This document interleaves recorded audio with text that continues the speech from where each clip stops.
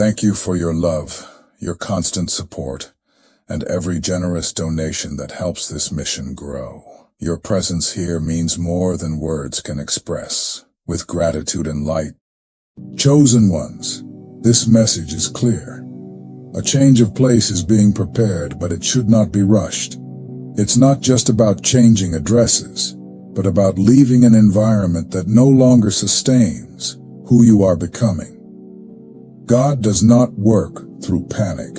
He leads with direction. There are seasons in which the place we live in begins to feel heavy. Rest diminishes, peace fragments, and a sense of exhaustion grows without a clear explanation. This does not mean spiritual failure. Often, it indicates that the environment has fulfilled its purpose and no longer supports the next stage of your life. This transition does not happen on impulse. God does not remove without preparing. Before changing the external, He adjusts the internal. That's why the instruction is simple. Do not rush. Anxiety confuses decisions. Direction brings clarity. What is being led by God requires neither haste nor desperation. You may look at your current reality and see limitations, limited resources, uncertain paths, undefined timing. Still, when the leading is divine, the means fall into place along the way. The focus now is not to chase after change, but to keep your heart aligned while it unfolds. My name is George. Here we talk about spiritual direction with balance and maturity. Follow the channel and share this message with someone who needs to understand that change led by God is not born out of fear, but out of peace. That helps the channel reach more people and strengthens this work. Chosen ones. When God announces a change of place, He doesn't start with boxes, contracts, or addresses. He starts with discernment. Before any external movement takes place, something internal is adjusted. A silent perception arises, not as anxiety, but as gradual clarity. You begin to understand that the current environment no longer responds to what God is forming in you. This understanding doesn't come with disordered urgency. On the contrary, it comes with a call to calm.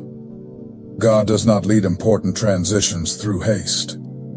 Haste is born from the fear of missing opportunities. Direction is born from the confidence that nothing prepared by God can be lost. Many confuse spiritual restlessness with emotional instability. But there's a clear difference. Instability creates confusion. Discernment generates awareness. You can continue fulfilling your responsibilities, living your routine, but something in you already knows. This place is not permanent. It has completed a cycle. There are environments that sustain specific phases of our lives. They shelter us while we learn, endure, and mature. However, there comes a point when staying becomes more draining than leaving. Not because the place is bad, but because it no longer matches the growth that has taken place within you. God doesn't remove out of whim. He repositions out of protection. There are places that begin to drain energy, faith, and clarity without us realizing it right away. The body feels it, the mind perceives it, the spirit confirms it. And still, God says, do not rush. Anxiety tries to force decisions before maturity. It pressures you to act without full direction. But God works differently. He prepares the path as He prepares the person. That's why, even knowing that the change will come, you don't feel permission to run. You feel permission to observe. At this stage, it's common to face external resistance.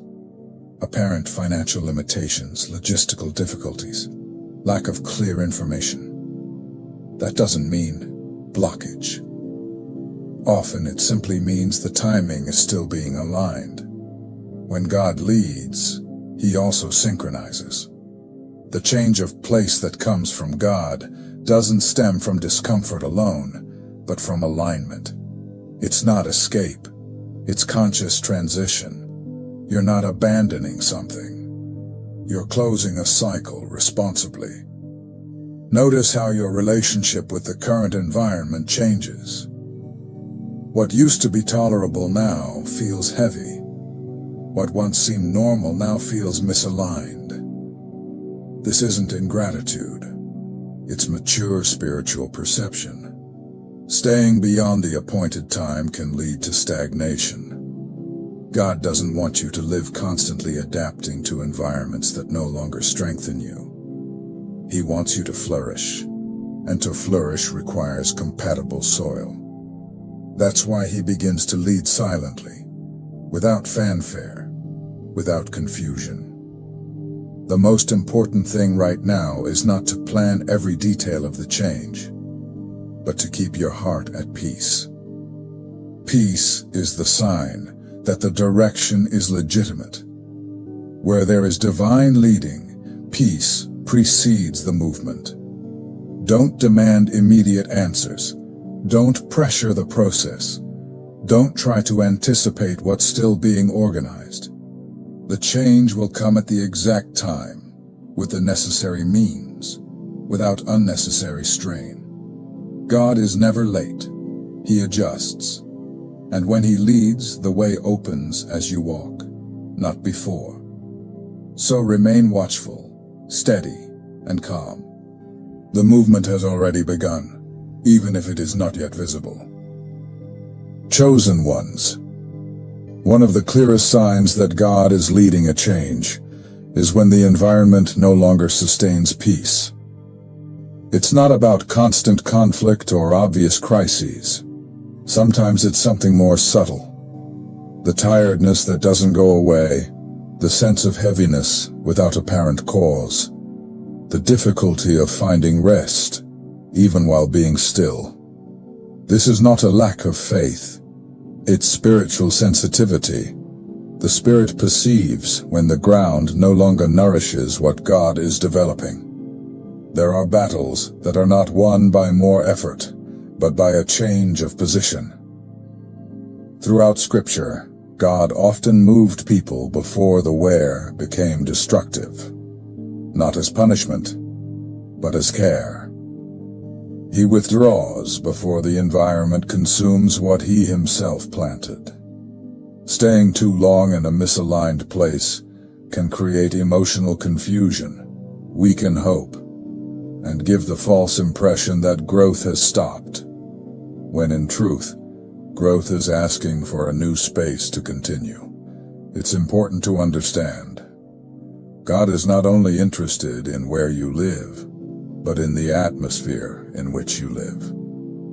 Environments carry stories, patterns, tensions. Even when circumstances appear stable, the atmosphere may be compromised.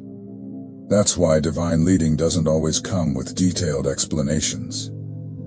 It comes with inner conviction. You can no longer ignore that something needs to change, even without knowing exactly how.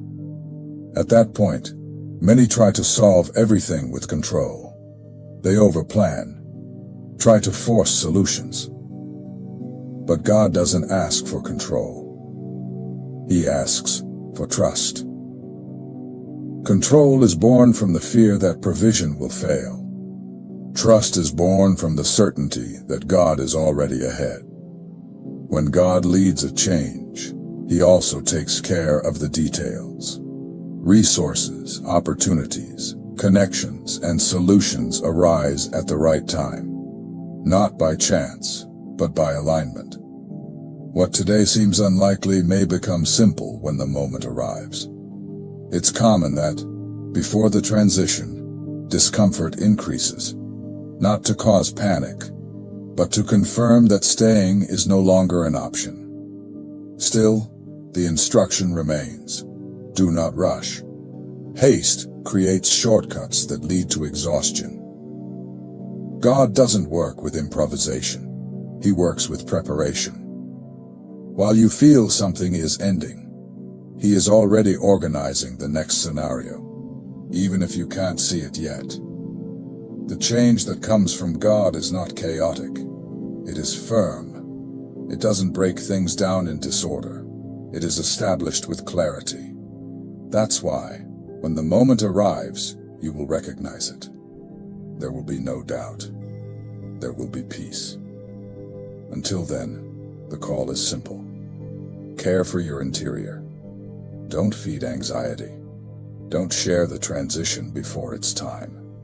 Not everyone needs to know what God is doing. Some directions are protected by silence. Observe, pray. Organize yourself internally. Adjust your expectations. The change will not be a leap in the dark. It will be a firm step on prepared ground. God is not removing you because of instability. He is repositioning you because of maturity. The place He is leading you to will not only shelter you, but sustain you. Not only protect you, but strengthen you. And when you finally cross that threshold, you will understand that the wait was not a delay. It was care. Because God does not lead His chosen ones through haste, but through peace.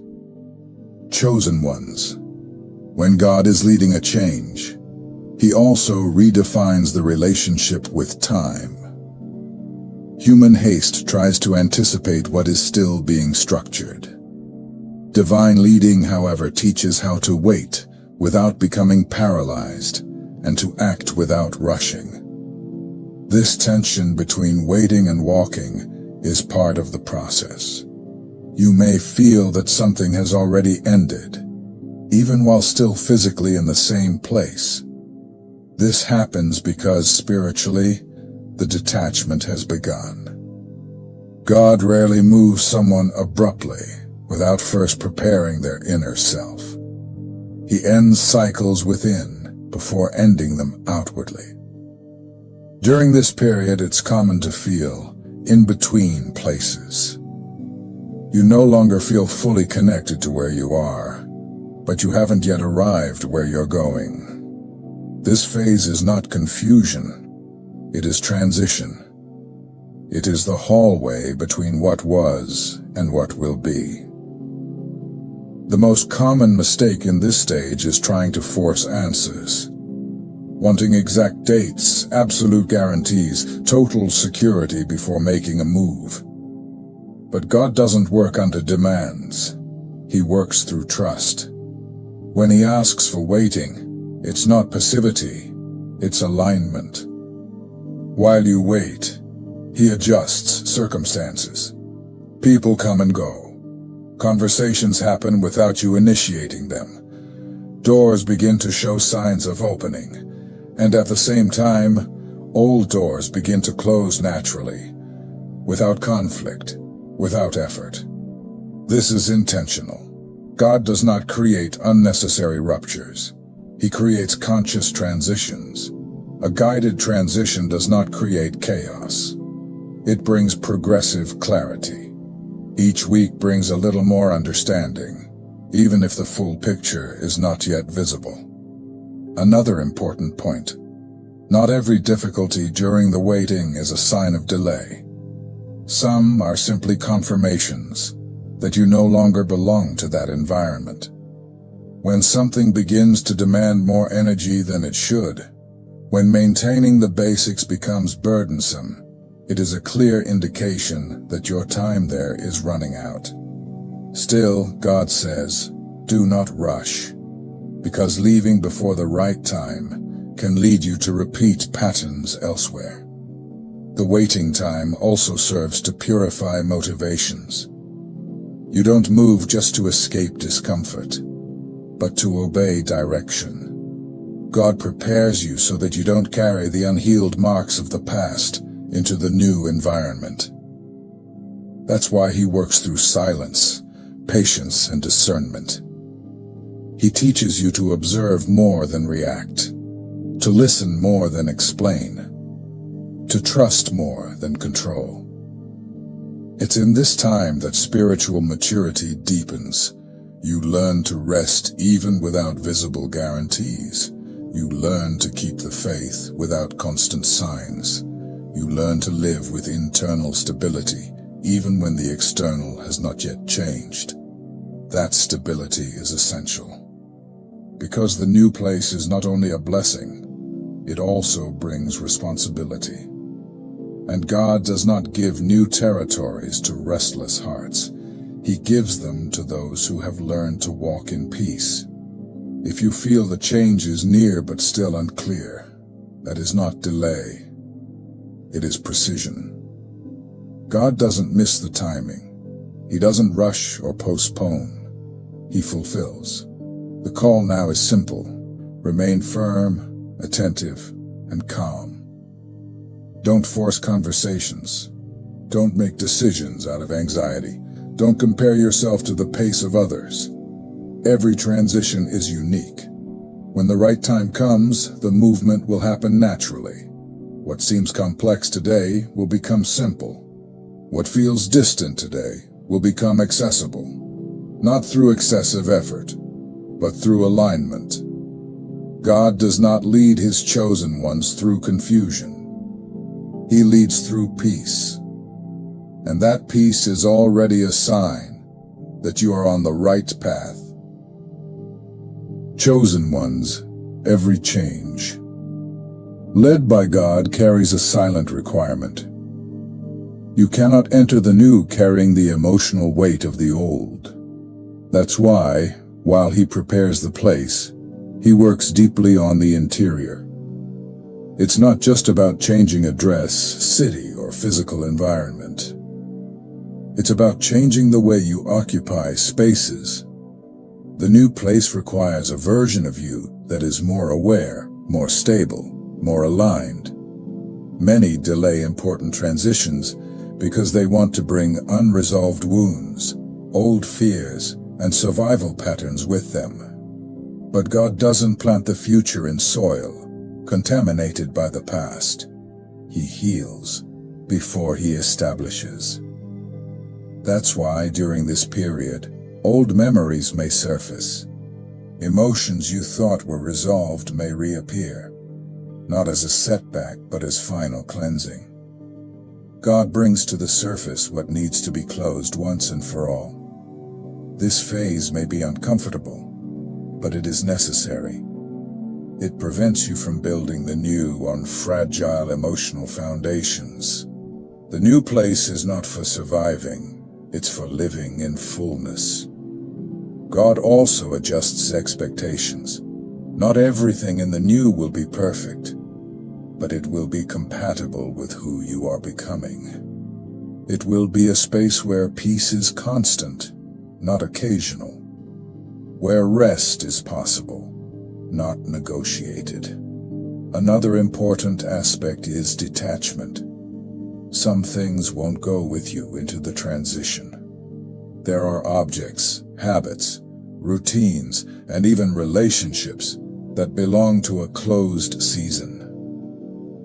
God doesn't force detachment, but He brings enough clarity for you to understand what no longer fits.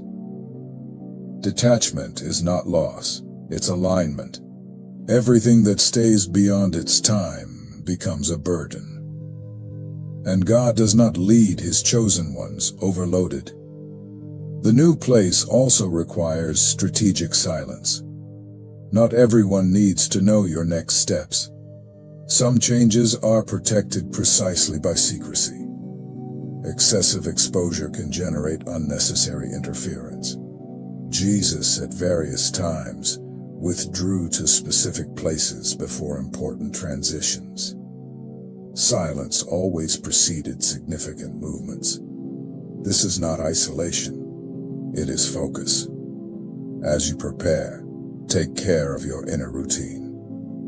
Adjust thoughts, reorganize priorities, simplify what can be simplified. The new does not require complexity, it requires clarity. Clarity comes when you accept that God is in control of the process. not in a generic way, but in a practical one. He takes care of the path, the connections, the resources, and the timing. If you feel peace when you imagine the new, even without defined details, that is already confirmation. Anxiety shouts. Direction calms. The new place won't be just where you live, it will be where your soul breathes better, where faith flows with less resistance, where rest becomes natural. So don't try to anticipate what is still being prepared. Don't criticize the waiting time. It is strengthening you to sustain what's coming. When the transition happens, you'll realize you weren't pushed. You were led. It wasn't rushed. It was aligned. And you'll understand that every day of waiting was an investment in the stability of your future. God doesn't just change places. He establishes territories. And you are being prepared to dwell where peace is not the exception, but the foundation. Chosen ones, a change. Led by God doesn't only change your address, it changes your rhythm. What once seemed rushed, heavy, or demanding begins to naturally slow down. Not because life becomes empty, but because it becomes more internally organized. God does not call his chosen ones to live constantly at the edge. Prolonged pressure does not produce maturity. It produces wear. That's why, when he decides to move someone, he also redefines how that person manages time, space, and responsibilities. You may notice that, even before the physical change happens, your body and mind have already begun to reject certain rhythms. Overly long conversations, unnecessary commitments, noisy environments. This is not isolation, it's adjustment. The new place requires a less fragmented life, less noise, less distraction, more presence, more awareness. God does not lead you to a place where you'll continue to live in constant alertness. He leads you to a place where rest is no longer rare. This change in rhythm doesn't happen all at once. It begins with small signs, a greater need for silence, a stronger desire for organization, a longing to simplify routines. All of this is preparation. Many people believe rest will only come after the change, but God begins teaching rest beforehand, so that you'll know how to sustain it afterward. Whoever doesn't learn to rest in the process won't rest even in the promise. So observe your habits. See where you're pushing yourself more than necessary. See where you're trying to maintain standards that no longer make sense. The new place doesn't align with emotional overload. God isn't just changing your geography, he's changing your way of living. The new space will not be compatible with the old hurry, nor with the old anxiety, nor with the old guilt. There are people who, even in good environments, continue living as if in scarcity. God doesn't want that for you. He wants you to learn to live with sufficiency, not with a constant fear of lack. Chosen ones, it's important to understand this clearly. God does not lead you into change to escape problems. He leads you to embrace new responsibilities in more aligned environments. If you leave a place just to escape, you carry the same conflicts with you. But when God leads, he closes cycles and begins new ones. There is a difference between escape and obedience. The new place is not a hiding place. It's a territory of growth. And growth always brings new responsibilities, even when accompanied by greater peace. That's why God shapes character before opening the door. He teaches how to deal with limits, with silence, with frustration, and with waiting. All of that is training. In the new place, you won't have the same excuses. The environment will be more favorable, and that demands greater maturity. Where there is more peace, there is more clarity in your choices. Many desire change, but don't want to change internally. God doesn't work that way. He transforms the person along with the environment. Otherwise, the new becomes just scenery, not a solution. This transition also redefines relationships. Some people won't walk with you into the next stage, not out of malice, but because of phase incompatibility. That's natural. The new place calls for lighter, more honest, more aligned relationships. Fewer emotional games, fewer silent expectations, fewer guilt-based connections. God will not lead you to a place where you'll continue shrinking to fit. He leads you to where you can exist with integrity. This also requires courage. Courage to say no. Courage not to explain everything. Courage to respect your limits. The new place does not tolerate old self-neglect. Chosen ones.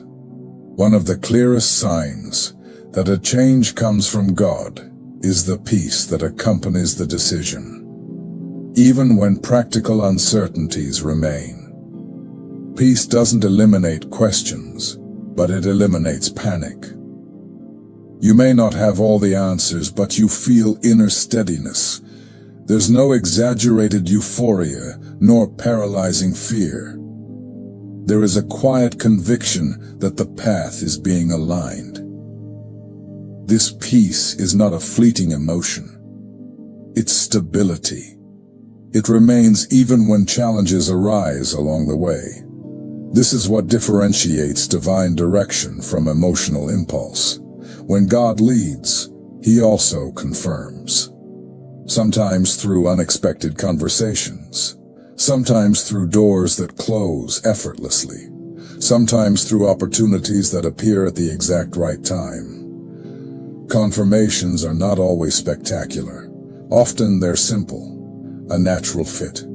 A resolved detail. A worry that loses strength. You start to notice that you're not forcing things. They're coming together. That's a sign of alignment. Another sign is the reduction of internal conflict. Before, you may have struggled to decide. Now, even without details, the decision begins to take shape with clarity. This doesn't mean an absence of responsibility. It means the presence of direction. God does not confuse His chosen ones. He doesn't produce constant anxiety. He guides with firmness and gentleness. If you feel that your current place no longer aligns with who you are becoming, and at the same time you feel peace when imagining the new, that is confirmation enough for now. Don't search for excessive signs. The excess of seeking confirmation can mask insecurity. Trust what God has already shown you. The next step will come at the right time, not before, not after, at the exact time. In the meantime, continue living with integrity where you are. Don't abandon responsibilities. Don't despise the present. The future does not cancel out the now. God honors those who remain faithful until the very last day of a cycle. When the door opens, you'll know. You won't need to be convinced. You won't need to be pushed. You'll simply walk. And when you look back, you'll understand that everything was led with precision. Each moment of waiting, each adjustment, each silence. The new place will not just be a relief. It will be a milestone. A turning point where life gains more lightness and direction. Trust. Don't rush. God is leading you. If your current place no longer sustains your peace, the change will come at the right time, without confusion and without loss. Remain steadfast, consistent, and open to the inner adjustment that precedes every true transition. Now use the comments with purpose. Write something simple. A short phrase indicating that you understand this time of waiting and direction. This strengthens the channel and connects others who are living through this phase too.